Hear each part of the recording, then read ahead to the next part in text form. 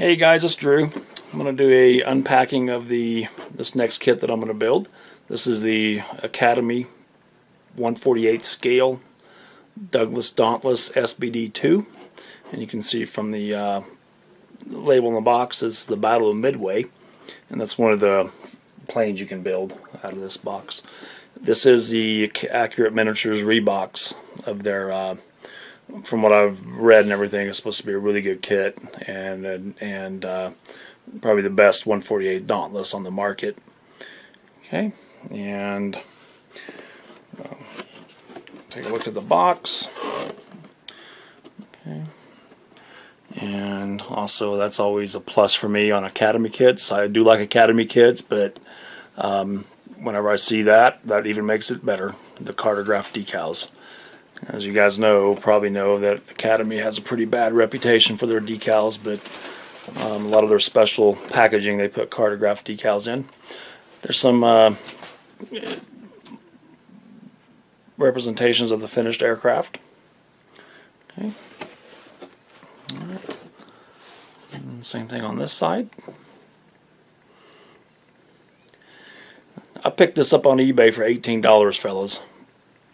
My local hobby shop wanted 40 something for it, but I found a guy on eBay and picked it up really quick before it sold. Okay, on this side, you got paint callouts, the different paint manufacturers. That's always nice to have. Okay, all right. Okay, let's take a look at what's in the package here.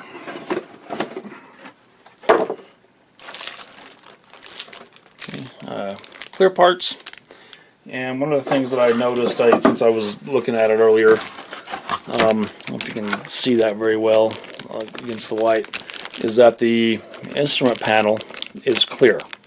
It's a clear part. So, and there's no decals that go on the back of it. So I'm trying to figure out what I want to do with that. I got some suggestions off of Facebook and YouTube to just paint the back of it black, and then pick out some of the dials and stuff, because the dials are raised, and so just pick out some of those with some of the white, so you have a the glass and everything will look clear, but it'll look black, but the glass and stuff will be clear, and it'll look like a realistic instrument panel. But I might give that a try, see what happens. Pretty small. The dials and the needles and things like that are pretty small, so I'm not sure if I'll be able to do a lot of that detail work on it, but if I can get it looking halfway decent, I'll be happy. Okay, and you got several options on the canopy. You got open or closed, so they give you those options as well. Okay, so it's clear parts. Let's put those over here. Next thing I come across are the decals, and again, cartograph decals. They're very nice. They go on well. Microsol work fantastic on cartograph decals, so I'm not worried about the decals at all.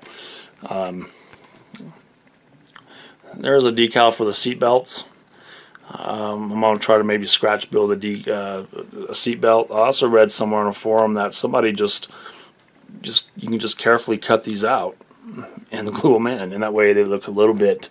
They don't look like a sticker. They look more, off the surface, so to speak. So, we'll see.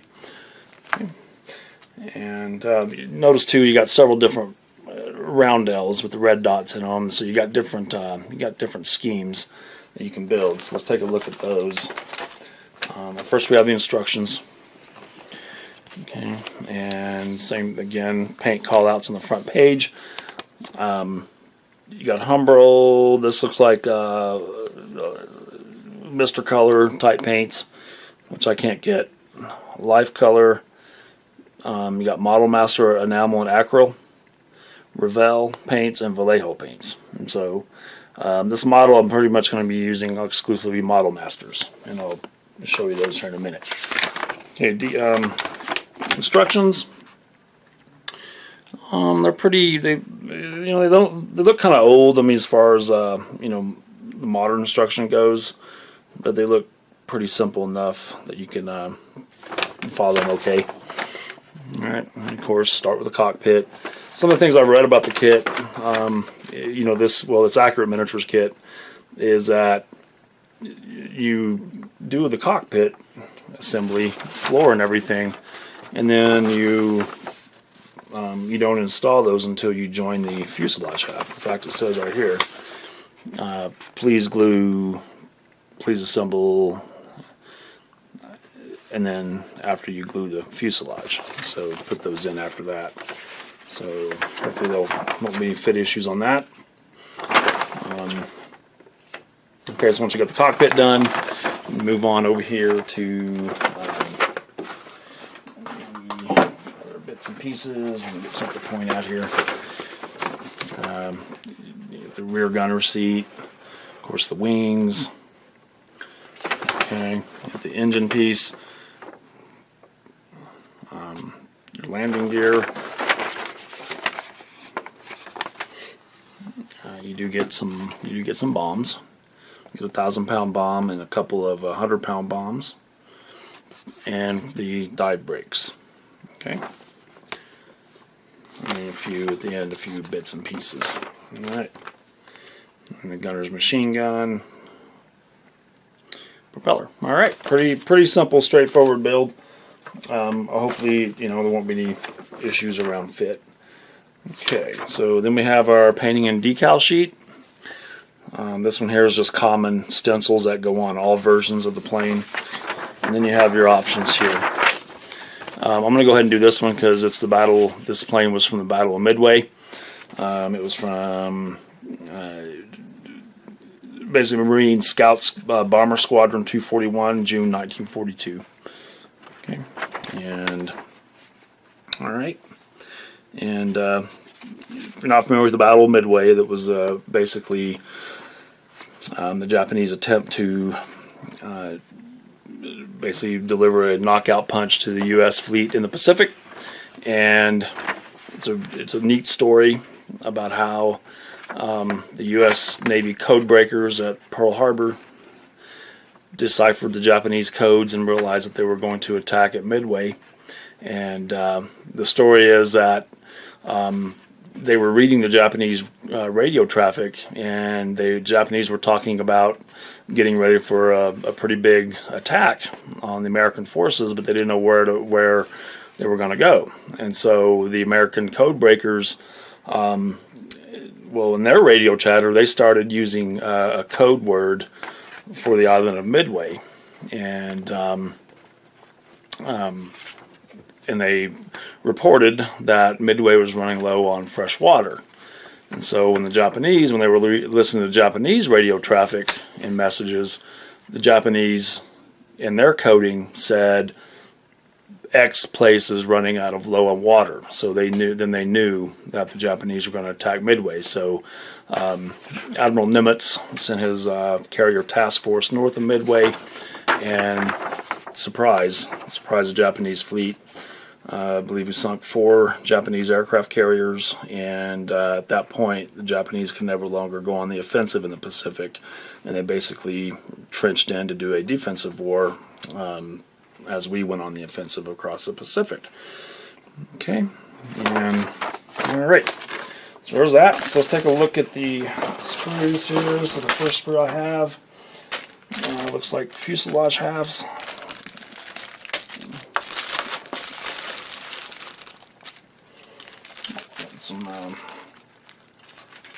Okay, pull this one out. You got propeller. There's propeller and some engine parts. Okay. Let's see a little bit of flash on the propeller. Okay. And we have our fuselage halves. It's like our engine assembly. And again, notice the cowl is in 2 parts, 2 halves. I don't know, that may not be the best thing in the world, but hopefully it'll go together well without any issues. And you got some interior pieces. Notice the detail on the Dauntless. You just have some panel lines. I don't see any rivets I don't really see any rivet detail, which I think were common, but on these planes, but I don't see it on the model. Okay, just a fuselage piece. Okay, so I'll get that out of the way. These two back in the box. Looks like the next one, we got, the next bag has 2 sprues.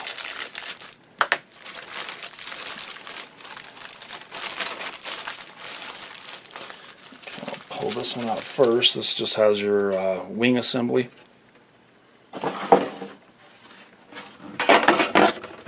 Okay, again, you can see some of the nice detailing inside in there.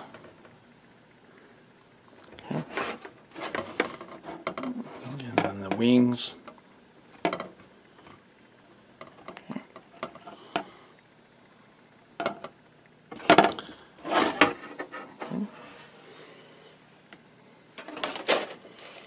Okay, let's take a look at this one.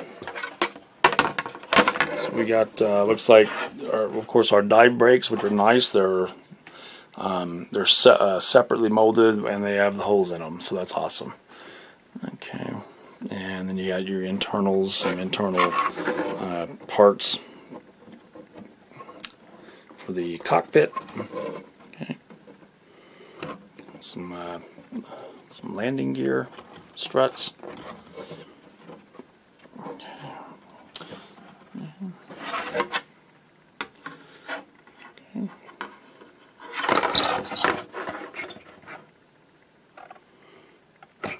Got quite a bit of flash around that, but that should be easy to clean up. Okay.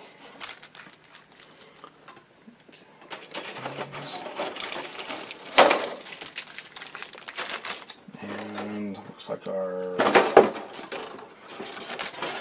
last bag.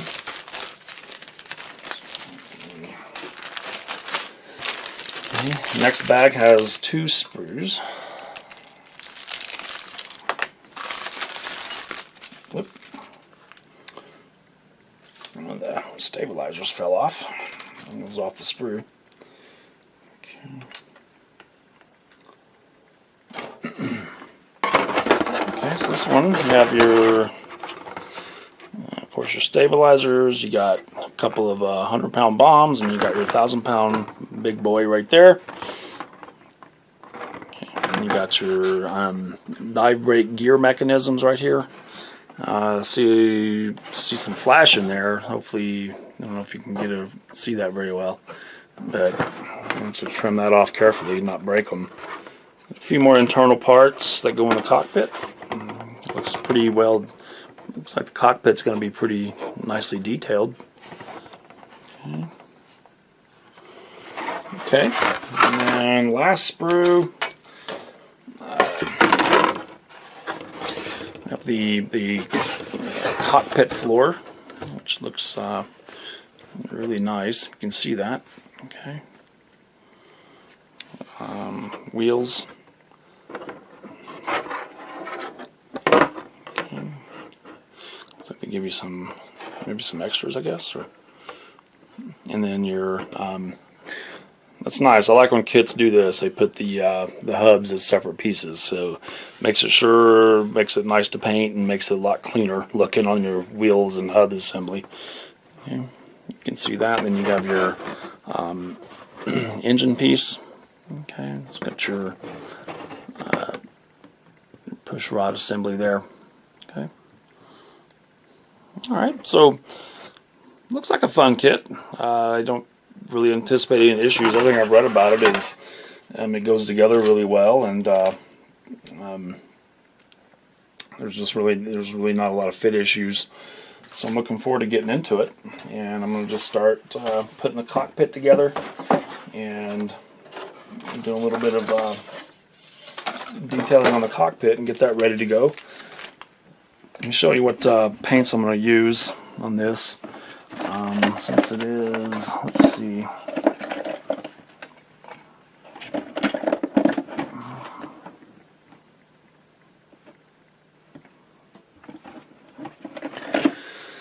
Okay, in the U.S. Navy planes at this time. We're in they're called U.S. Navy blue-gray. Okay, and there's that color there. And I've used this before on a Wildcat. It looks really nice. It's not. It's just kind of that real sort of light blue color.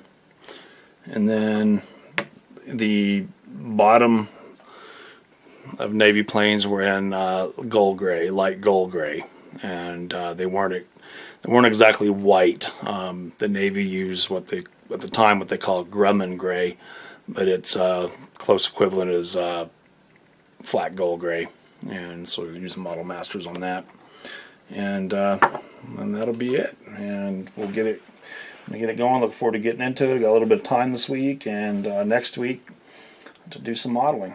All right, guys, thanks a lot. I'll come back and show you what I've done on the cockpit. Take care.